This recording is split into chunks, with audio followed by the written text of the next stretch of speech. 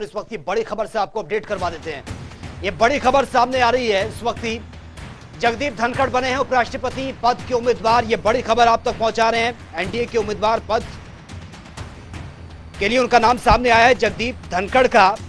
और कानूनी सियासत और सियासी दाव पेंच में महारत उनको हासिल है। ये बड़ी खबर आप तक पहुंचा रहे हैं। देखिए, बीजेपी ने घोषित किया उपराष्ट्रपति उम्मीदवार और जगदीप धनखड़ का नाम इसमें सामने आया है। बीजेपी संसदीय बोर्ड की बैठक में यह बड़ा फैसला लिया गया।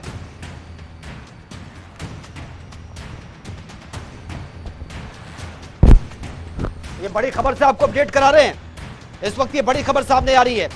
अभी प्रेस कॉन्फ्रेंस हो रही थी, बीजेपी के राष्ट्रीय अध्यक्ष जेपी नड्डा प्रेस कॉन्फ्रेंस कर रहे थे। उसके बाद ये नाम सामने आया है जगदीप धनखड़ का। राजस्थान की जाट बिरादरी से आते हैं। राजस्थान में जाटों को आरक्षण दिलवाने में अहम भूमिका भी इन्होंने निभाई थी और कहा जाता है कि कानूनी सियासत और सियासी दाव पेच में इनको महारत भी हासिल है।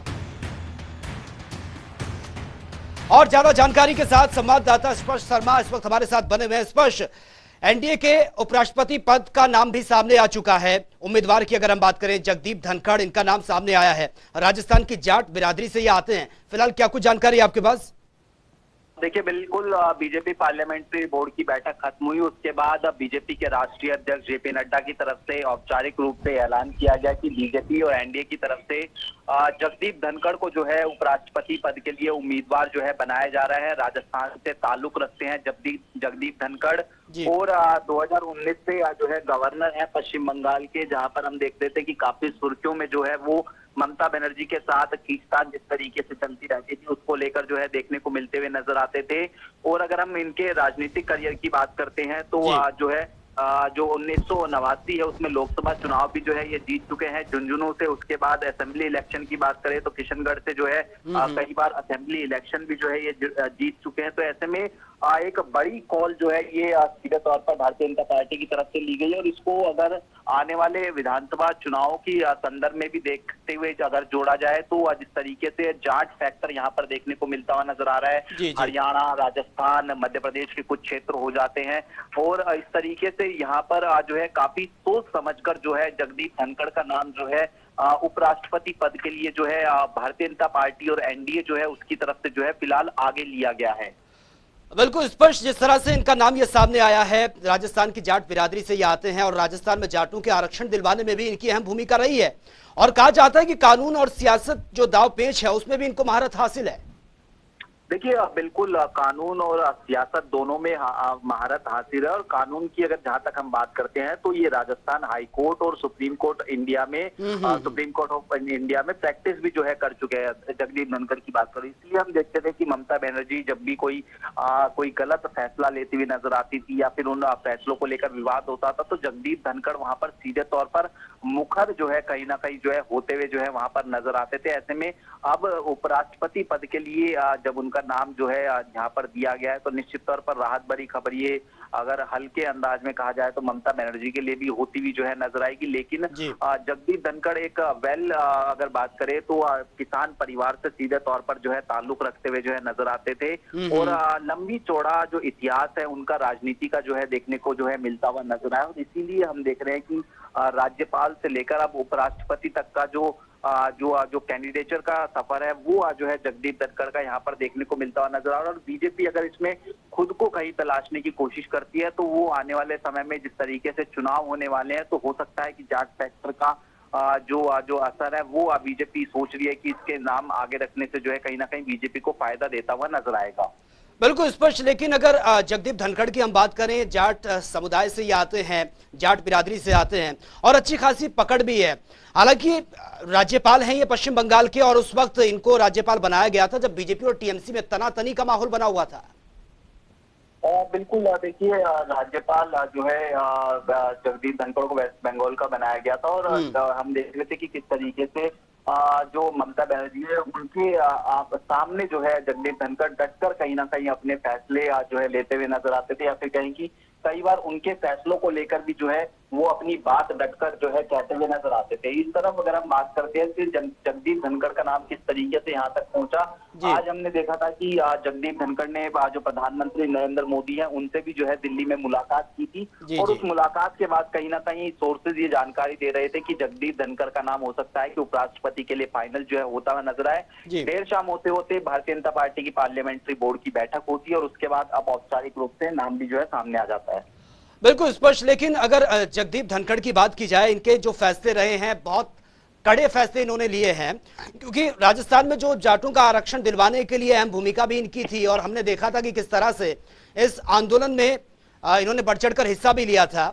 लेकिन जो निर्णय लिए जाते हैं बहुत कड़े निर्णय ये लेते हैं, सोच समझकर फैसला लेते हैं। और शब्दावली की अगर बात करें तो कभी भी ऐसा नहीं हुआ कि कुछ इनकी टंग स्लिप हुई हो या फिर कुछ ऐसा बोल दिया हो। बहुत सोच समझकर निर्णय लेते हैं, या फिर मैं ये कहूं कि राजनीति के एक मंझे हुए खिलाड़ी हैं। देखिए बिल्कुल राजनीति के मंझे हुए खिलाड़ी हैं, क्योंकि लंबा चौड़ा इतिहास राजनीतिक तौर पर जगदीप धनखड़ का देखने को मिलता हुआ जो है नजर आता है। क्योंकि 1989 में जो है झुंझुनू से लोकसभा इलेक्शन ये जीतते हुए नजर आए थे। इसके बाद अगर हम बात करते हैं तो minister of state of parliamentary affairs जो है 1990 में वो रहते हुए नजर आए थे। 1993 में राजस्थान असेंबली में किशनगढ़ जो है अजमेर डिस्ट्रिक्ट में, वहां से जो है ये अपना चुनाव जो है जीतते हुए नजर आए थे। और इसके साथ साथ चूंकि लगातार सुप्रीम कोर्ट ऑफ इंडिया की बात करें या फिर राजस्थान हाई कोर्ट की बात करें, वहां पर प्रैक्टिस जो है वो करते हुए जो है नजर आए हैं। तो ऐसे में ये समझा जा सकता है कि जगदीप धनखड़ जब भी कोई फैसला लेते थे तो उसके पीछे एक लंबी चौड़ी रणनीति या फिर कहें कि पूरी तरीके से कानूनी दांव। जी बिल्कुल स्पष्ट। आपके पास मैं आऊंगा। विधानसभा अध्यक्ष ज्ञानचंद गुप्ता इस वक्त हमारे साथ फोन लाइन पर बने हैं। ज्ञानचंद गुप्ता जी, स्वागत है आपका जनता टीवी में। धन्यवाद आपका जी, आपका भी बहुत बहुत धन्यवाद जी। ज्ञानचंद गुप्ता जी, जगदीश धनखड़ का नाम सामने आया है एनडीए के उपराष्ट्रपति पद के उम्मीदवार के रूप में। किस तरीके से आप देखते हैं? पहला रिएक्शन आपका जानना चाहूंगा।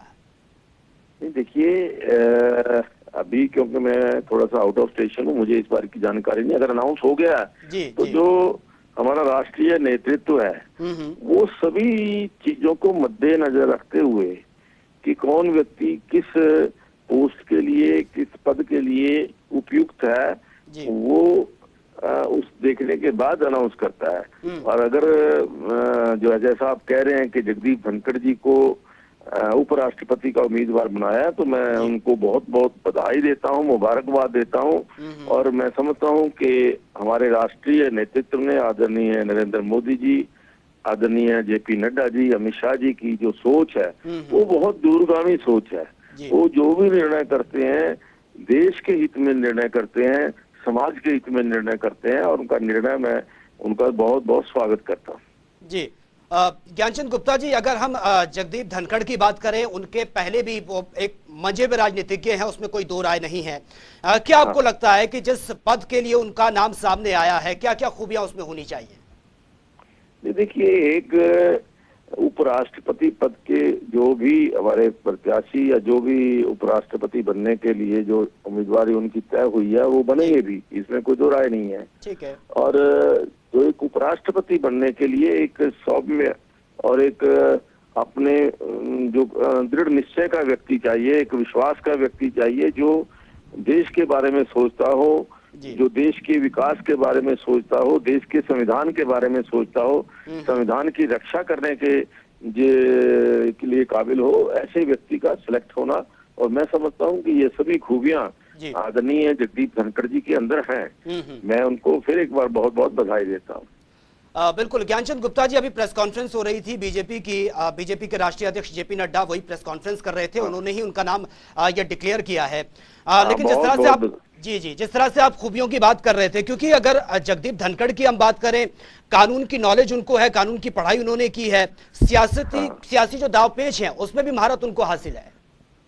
ये देखिए, उपराष्ट्रपति का जो पद ऐसा है वो संवैधानिक पद है, कोई वो राजनीतिक पद नहीं है जहां राजनीतिक दांवपेच की आवश्यकता है। जी। इस पद के ऊपर तो जो संविधान की रक्षा कर सके, संविधान के नियमों को, कानूनों को अच्छे ढंग से लागू कर सके और संवैधानिक निर्णय ले सके। क्योंकि बहुत सारे चीजें जब आती हैं उपराष्ट्रपति के जो हमारे उपराष्ट्रपति होते हैं, तो बहुत ध्यान से निर्णय लेना पड़ता है। संवैधानिक निर्णय, संविधान की अनुसार निर्णय लेना पड़ता है। और क्योंकि वो एक जैसा बताया कि एक कानूनविद भी हैं और अच्छे कानून को जानने वाले व्यक्ति हैं, तो इसलिए एक सोच समझ करके उनका निर्णय किया गया और बहुत अच्छा निर्णय, मैं कहूंगा कि ये देश हित के लिए बहुत अच्छा निर्णय। ठीक है, चलिए ज्ञानचंद गुप्ता जी, बहुत बहुत शुक्रिया आपका हमसे जुड़ने के लिए।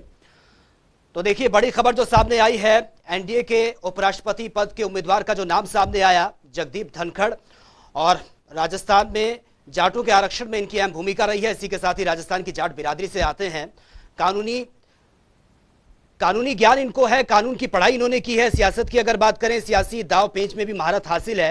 हालांकि जिस पद के लिए इनका नाम सामने आया है, उसमें जो खूबियां होनी चाहिए, एक बहुत ही सरल स्वभाव के होने चाहिए, क्विकली एक्शन ले सके, और कुछ भी अगर हो तो डिसीजन जो तुरंत ले सके, ऐसे व्यक्ति का होना बेहद जरूरी है।